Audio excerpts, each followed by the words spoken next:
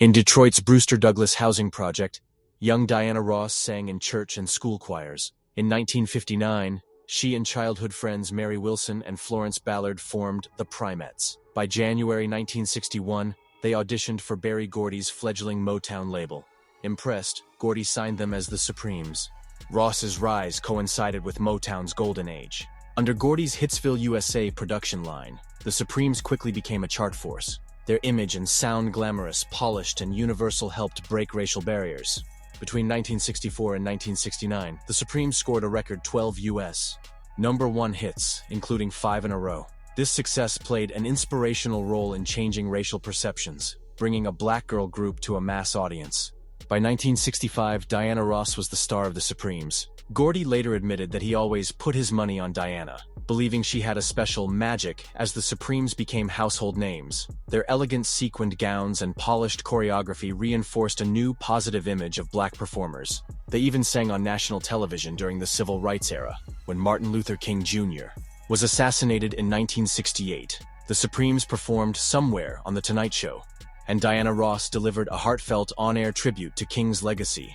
In 1970, after 10 years with the group, Diana Ross left the Supremes to launch her solo career. She signed a lucrative Motown contract and immediately scored a #1 hit with Ain't No Mountain High Enough. Over the next decade, she produced hit after hit: Touch Me in the Morning, Theme from Mahogany, Endless Love, a duet with Lionel Richie, and more, cementing her status as a solo superstar. She has enjoyed an iconic career spanning more than 50 years in music, film, and fashion. Reflecting on her partnership with Gordy, Ross told Rolling Stone in 1973, "I'm very lucky to have Berry. I give him total responsibility for those decisions. He makes sure he doesn't make a wrong decision for me." Alongside music, Ross pursued acting. In 1972, she starred as jazz legend Billie Holiday in Lady Sings the Blues, a role that earned an Academy Award nomination for Best Actress. Berry Gordy produced that film and later directed Ross in Mahogany, 1975, in which she played an aspiring fashion designer.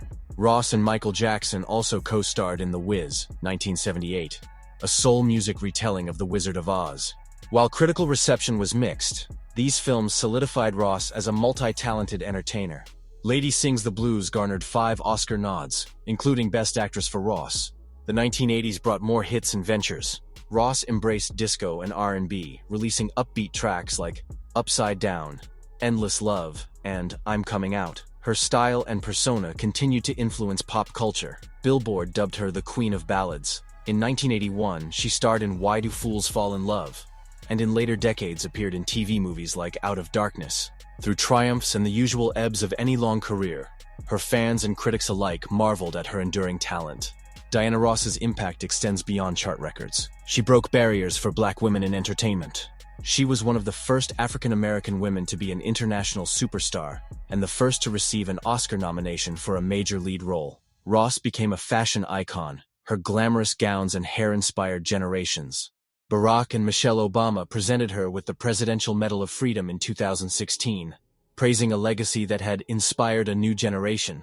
Reflecting her forward-looking ethos, Ross herself once said, "Instead of looking at the past, I put myself ahead 20 years and try to look at what I need to do now in order to get there then." Throughout her fame, Ross's family life remained rich and complex. She has 5 children: Rhonda, born 1971, Tracy, 1972, Chudney, 1975, Ross Jr., 1987, and Evan, 1988, from 3 relationships. Rhonda and Tracy are from her first marriage to music exec Robert Ellis Silberstein. Rhonda was later revealed to be Gordy's daughter. Diana's 1980 marriage to Berry Gordy produced daughter Chudney. In 1986, she wed Norwegian businessman Arne Næss Jr. They had sons Ross and Evan. Ross maintained a blended family life with warmth and affection. Ross's eldest daughter, Tracy Ellis Ross, has noted that the Diana Ross that the world knows, her Diana Rossness doesn't hold a candle to her momness, adding, "The most important thing to my mother was not fame, it was her children."